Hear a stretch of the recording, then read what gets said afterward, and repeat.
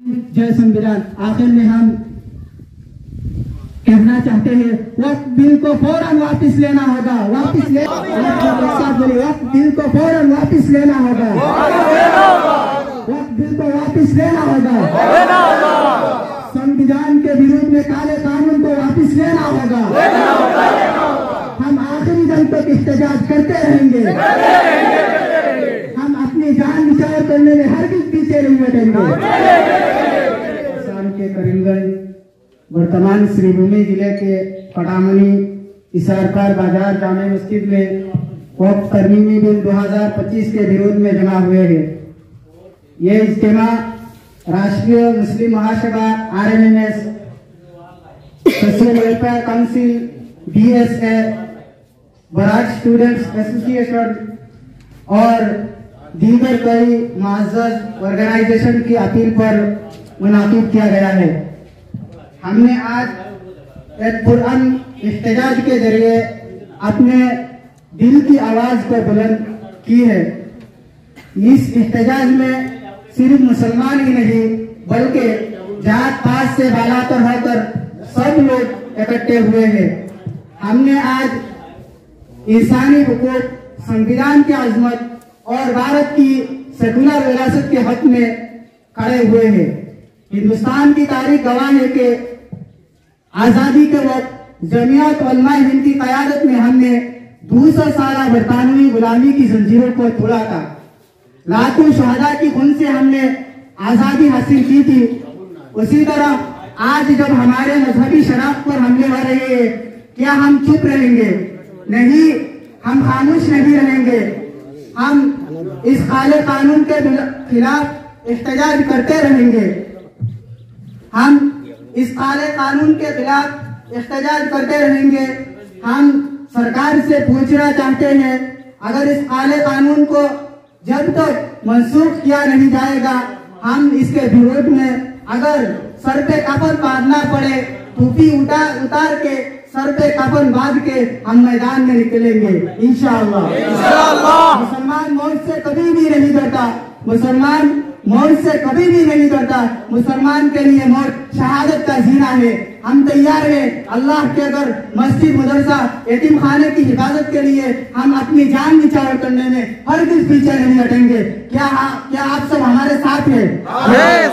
इंशाअल्लाह हम अपनी जान निछावर करने में हरगिज़ पीछे नहीं हटेंगे।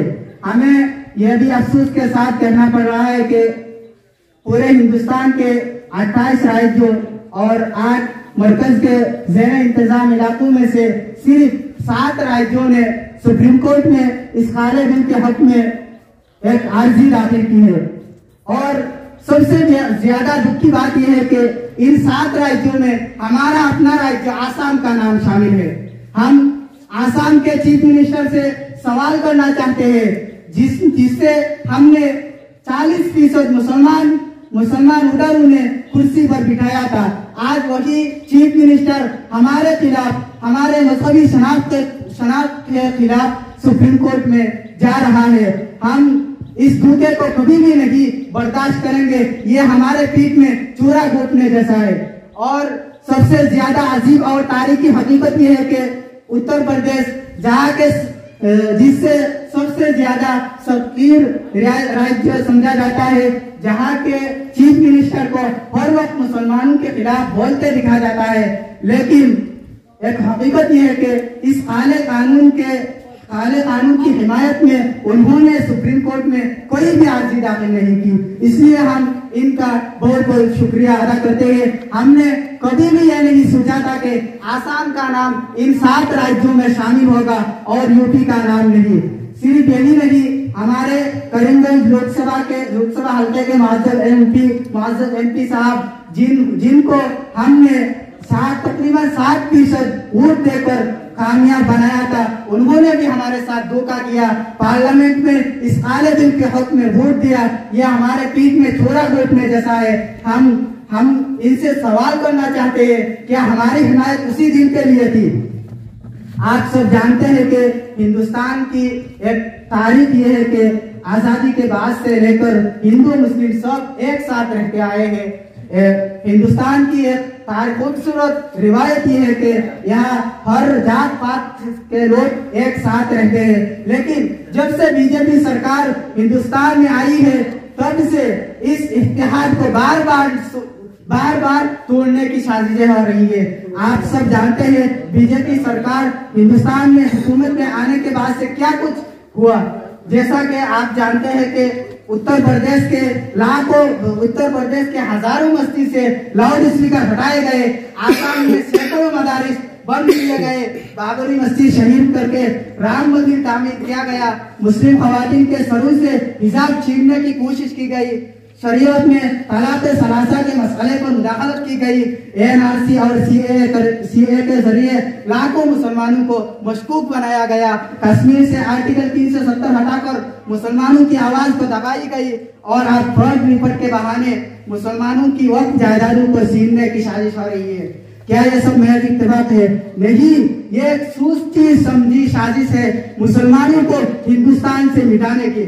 आज हम कहना चाहते हैं मुसलमान अपना घर पूजे तो गवारा है, लेकिन अगर मस्जिद अल्लाह के घर मस्जिद और मदरसा पर हाथ उठाना किसी भी सूरत बर्दाश्त नहीं किया जाएगा।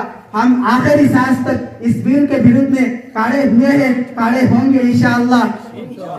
हम अमन चाहते हैं, मगर अगर इंसाफ के लिए हमें सड़कों पर आना पड़े तो हम हरगिज पीछे नहीं हटेंगे। आप सब एक साथ बनिए, हम हरगिज पीछे नहीं हटेंगे इंशाअल्लाह।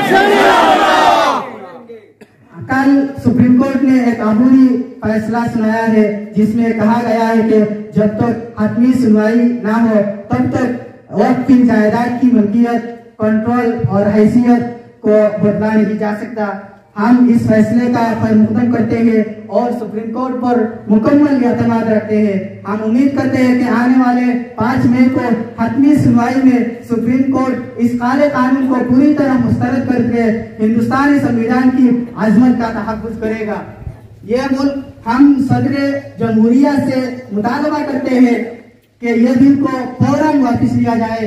हम वजीर आजम से कहना चाहते हैं आखिर मुसलमानों की मजहबी इदारों को क्यों निशाना बनाया जा रहा है? यह मुल्क हम सब का है, हिंदू मुस्लिम के मुश्तरका खून से रंगी हुई यह सरजमीन किसी एक फिरके की जागीर नहीं है। आज का ये हम चाहते हैं कि भारत फिर से भाईचारे, रवादारी और मोहब्बत के रास्ते पर चले। क्या आप सब चाहते हैं कि भारत में फिर से हिंदू मुस्लिम एक साथ चले? आप चाहते हैं? हाँ। एक साथ चले, हम चाहते हैं एक साथ। आज का ये एहतजाज सिर्फ शुरुआत है। अगर यह बिल वापस नहीं लिया गया तो हर मस्जिद, हर गली का मोड़, हर मुसलमान का दिल बेदार हो जाएगा और उस वक्त कुछ भी काबू में नहीं रहेगा। मुसलमान, अभी भी समय है, जाग जाओ। क्या तुम उस वक्त जागोगे जब तुम्हारे महल्ले की मस्जिद पे ताला लगा दिया जाएगा और कहा जाएगा कि यह वक्त की प्रॉपर्टी नहीं है, जब तेरे दीनी इदारे तुझसे छीन लिए जाएंगे और तुम खामोश तमाशा ही बना रहेगा? नहीं, हम खामोश नहीं बैठेंगे, हम एहतजाज करते रहेंगे, हम पीछे नहीं हटेंगे, मगर पुरअमन के साथ हम आखिरी दम तक इस बिल के खिलाफ मुजाहमत करते रहेंगे इंशाअल्लाह। हम आखिर में हम Rashtriya Muslim Mahasabha, social welfare council, Barak student association BSA की जानिब से आप सबसे कहना चाहते हैं, हम आप सभी का तहे दिल से शुक्रिया अदा करते हैं। आपने हमारे बुलाने पर आज एक साथ जमा हुए हैं।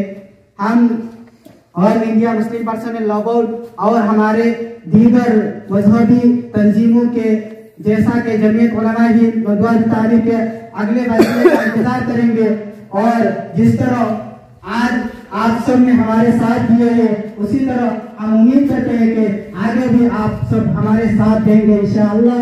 हम सर झुकाएंगे नहीं, हम पीछे नहीं हटेंगे। इंसाफ की जीत हो, संविधान की जीत हो, संविधान की जीत हो, संविधान की सरबुलंदी हो। जय हिंद व रहमतुल्लाहि व बरकातहू।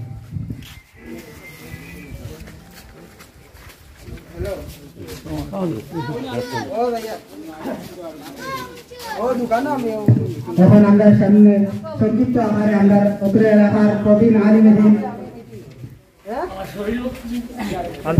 এখানে আমরা